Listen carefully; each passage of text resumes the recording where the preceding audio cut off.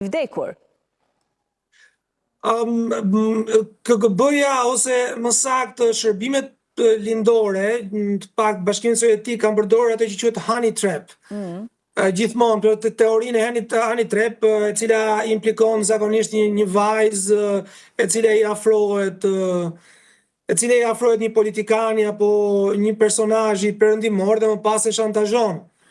Dhe kjo ka qenë një nga teknikat klasike në mënyrën se si janë marrë informacionet.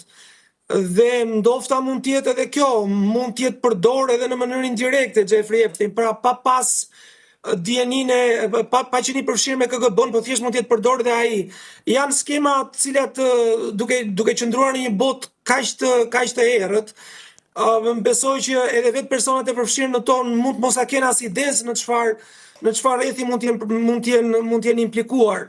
Dhe kur përmendet jo KGB-ja apo FSB-ja më vonë, se i përket një periudhe më të vonshme, megjithëse nga KGB-ja ke FSB-ja nuk është se ka një ndryshim të madh, teknika e pushtetit është po ajo, bile në disa reflektime që bëheshin mbi Putinin, thuheshe që teknika që përdor Putini është ajo që ka përdorur i shefi i tij Andropov në vitet 80.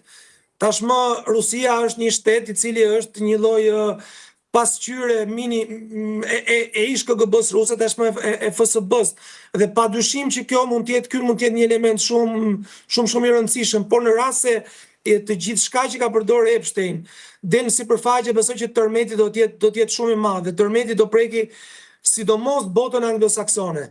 Ka një histori shumë interesante në shërbimet ruse, edhe KGB-ja dhe shërbimet e para ruse, edhe KGB-ja dhe FSB-ja tani, që ka një lloj që e penetron lehtësisht botën anglosaksone, kryesisht botën britanike. Nëse do vërtetohet ky fakt, atëherë është një lloj fataliteti historik, se si Britania e Madhe është nështruar gjithmonë këtyre presioneve që vijnë nga Rusia. Flas për 100 vjetët e kaluara, ka precedent historik sa duash. Sepse, Klidi, është pak e çuditshme se nëse do ishte vetëm më thjesht mënyra se si ai një manjak ishte ngritur ato perandorinë e seksit, po them, çfarë i duheshin njerëzit me ndikim? Për shembull, çfarë i duhej se çfarë bisedonte Lajçak apo të regjistronte Lajçak bisedat me të tretët?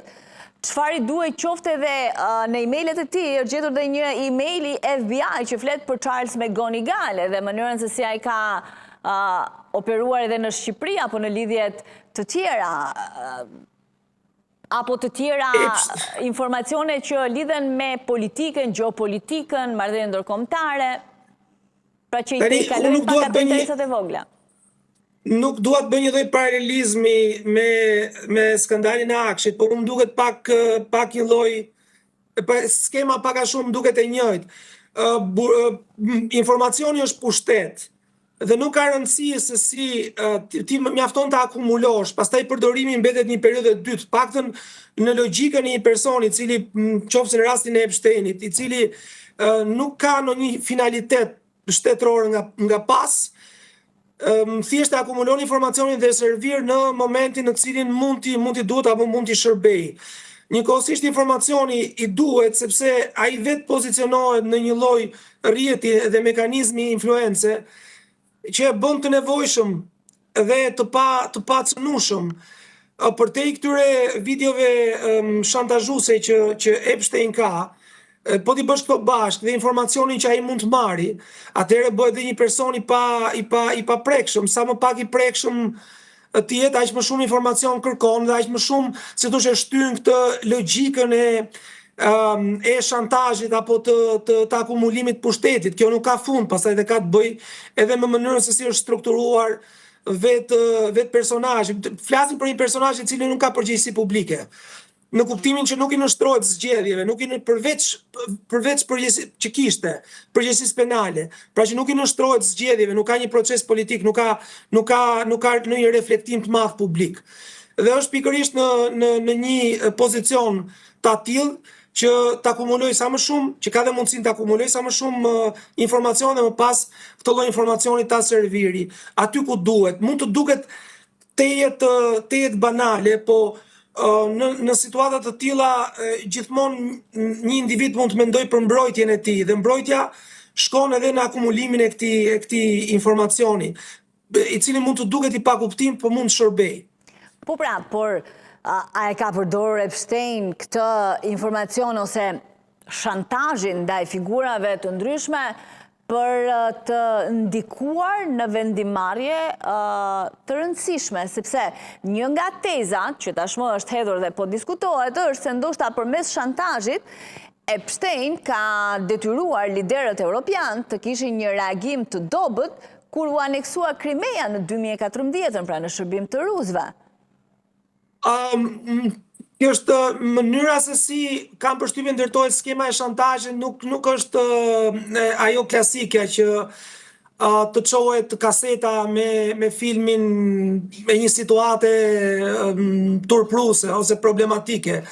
Por kam përshtypjen që për shkak të shërbimeve që Epstein i ka dhënë, po në këtë kuptim ai mund kërkojë edhe favorin nga ana tjetër, pra mund të ndërhyjë.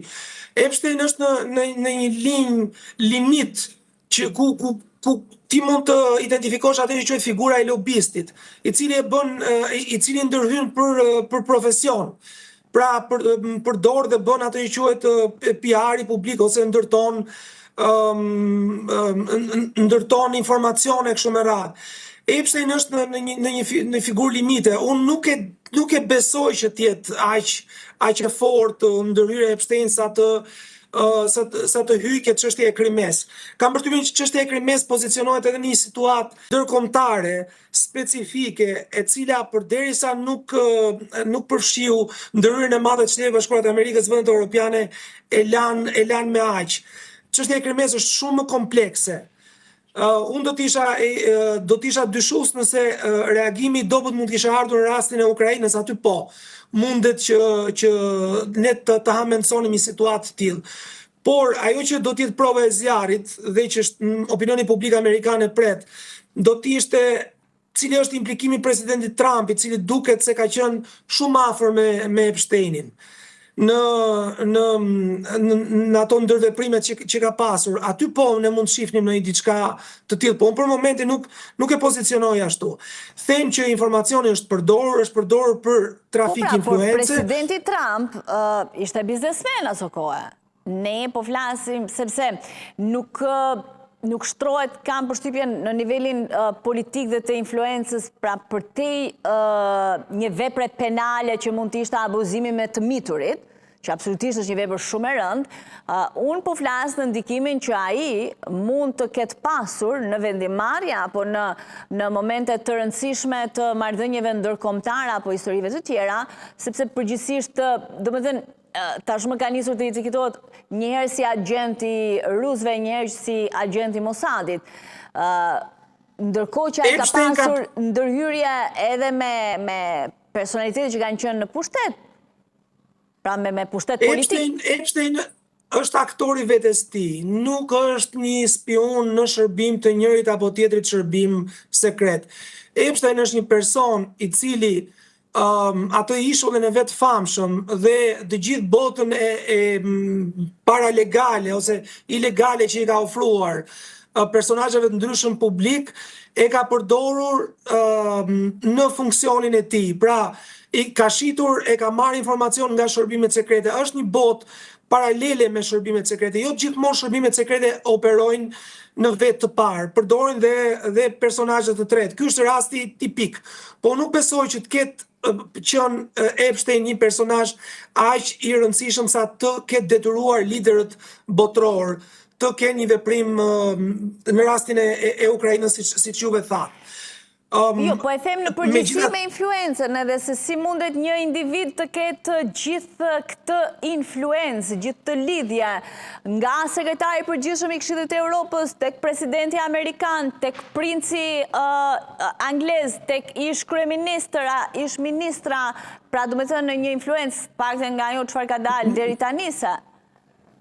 Epstein ka ofruar shërbimin më klasik që ofrohet që nga gjeneza e njerëzimit. Po atë e ka në Prostitucion. shumicën e vendeve, Kledis, kishin nevojë të shkonin deri në ishullin e Epstein në Amerikë. Mund ta gjenin edhe në Britani, mund ta gjenin. Unë nuk du t'i futem aspekteve psikologjike dhe